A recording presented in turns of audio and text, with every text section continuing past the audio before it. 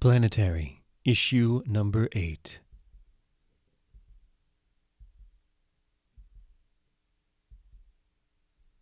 The day the Earth turned slower.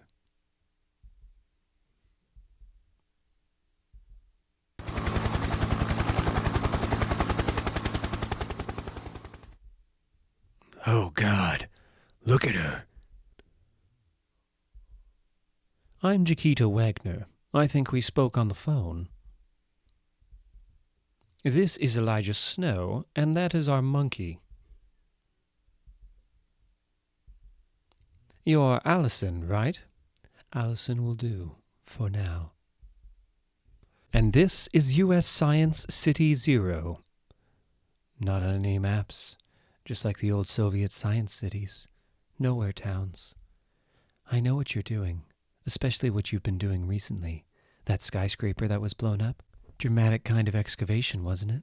You're not the only archaeologist in town. How do you know that? When you're this far underground, there are ways of moving news around. I've been hiding since 1960.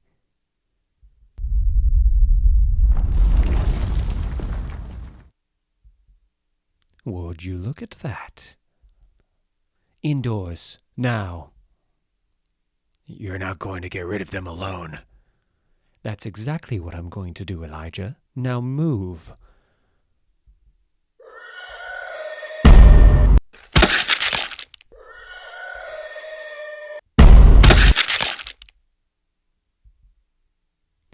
This is the place. I haven't been back here in 30 years. This is where we made the monster movies. I was killed here. What did they do here, Allison? More to the point, what did they do to you here? Zero was built at the top of the Red Scare. You know what it was like, living in a country driven mad with fear of nothing. Yeah, I was here, at least for some of it. You don't look that old. Neither do you. Good point. It's a strange world, Mr. Snow.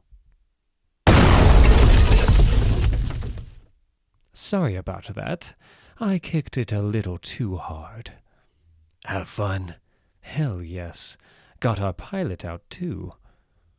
How are we doing, Allison? I never expected to be back here. I mean, I used to have nightmares about ending up here. Do you have any idea of what happened here? Only rumors. City 0 was first and foremost an experimental concentration camp for American dissidents.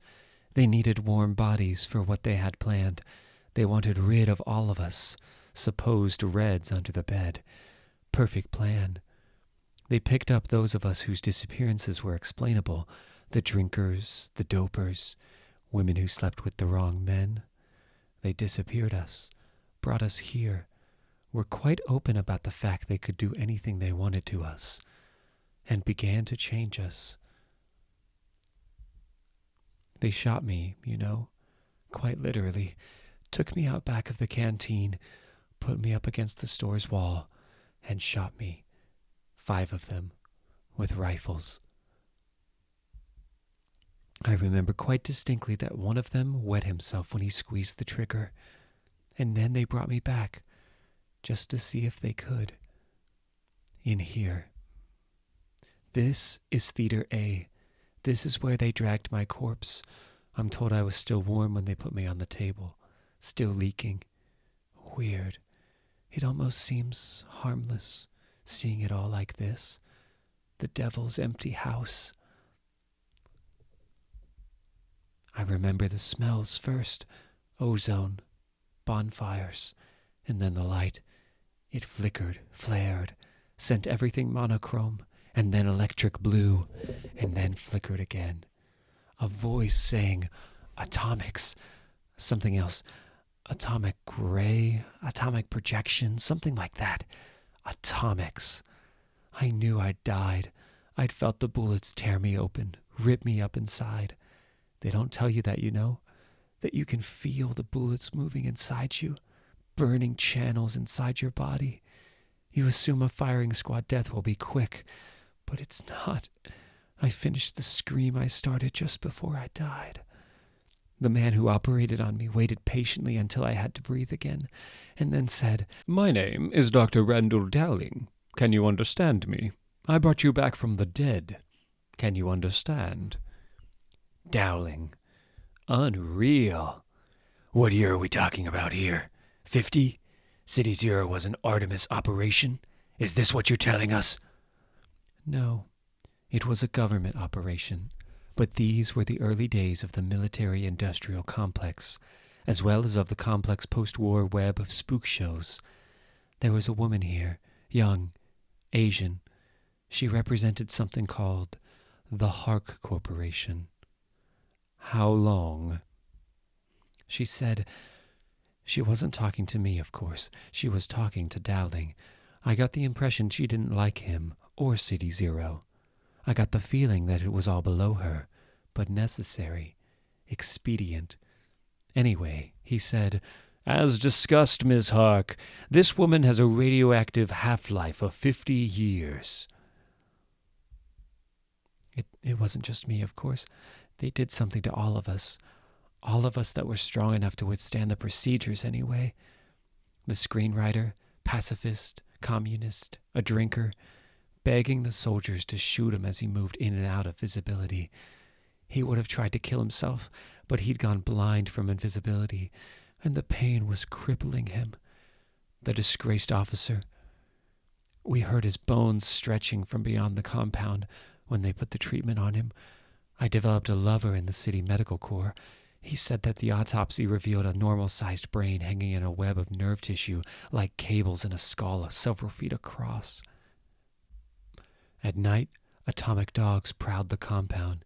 In the distance, we could always hear the ants, locked in their flexing cages at the edge of the city, shrieking like starving babies. We would try to sleep, crammed into unisex barracks, but it was so hard. There was a man whose brain had been replaced by an atomic snowflake field, who was channeling the consciousness of someone on another planet, who would whisper obscenities all night long, never repeating himself. They laughed to look at us, the soldiers and everyone else without the right need to know. We were the big joke, dirty Reds being used as guinea pigs for the special anti-Red super army to come. But the actual joke was even worse. There was no real Red threat. They were as afraid of us as we were of them. The people who built City Zero knew it. That's not why they built City Zero. The Red threat angle just got them the initial funding and the secrecy they needed. City Zero was simply about testing the human body to the limits of the available technology. It was about seeing what they could get away with doing to us. Can we go outside? For me, personally, I can't always be angry at them. You never get tired of looking at the stars, do you, Mr. Snow? And I've seen them a lot more than I otherwise might. But what they did to everyone else... City Zero was left very quickly. Dr. Dowling had more than one change of fortune before the end of the decade. Some of the information is still here, trapped in machines, buried in abandoned books. For all their sakes, for our sake, use it. I could have done this a while ago, but I'm a coward. I wanted to live for as long as I could, you see. It was only half a life, but I wanted it.